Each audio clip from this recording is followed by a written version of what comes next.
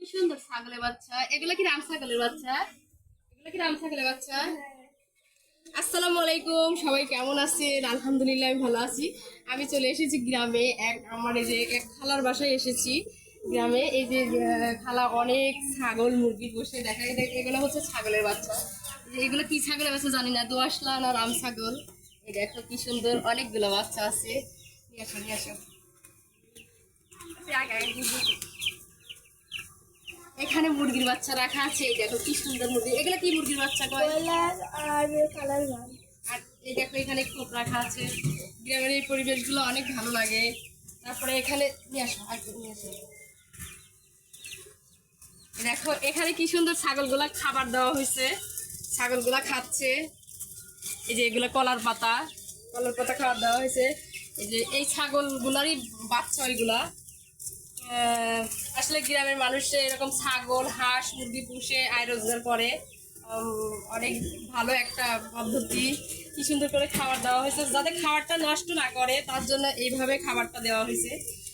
আলাদা কোপে রাখা হয়েছে, আর এখানে খাবারের ব্যবস্থা করা হয়েছে যাতে ওরা নষ্ট না করে। মাথা বের করে করে খাচ্ছে, একটু আগায় নিয়ে এসে দেখো দেখা ওরা কি সুন্দর করে খাচ্ছে। ওই সাইড দেখা হয়েছে।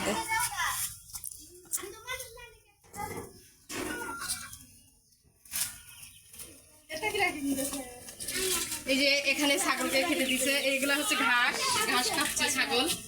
অনেকগুলো ছাগল। এই যে এটা কি রাম ছাগল?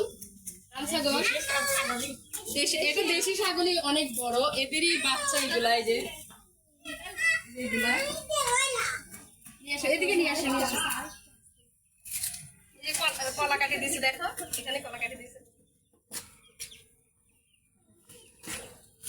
এই যে বাচ্চাগুলো কি সুন্দর। এগুলা হচ্ছে আনাজি কলা, যে কলা আমরা ভর্তা করে খাই, রান্না করে খাই, সেই কলা খাওয়ার কেটে দিচ্ছে। এই তো সাইডে ঘাস ফুলের গাছ লাগানো আছে।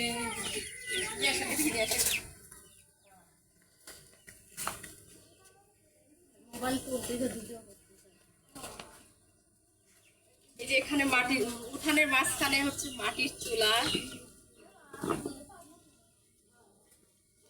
ভিডিওটা ভালো লাগলে লাইক কমেন্ট শেয়ার করে দেবেন। আল্লাহ হাফিজ।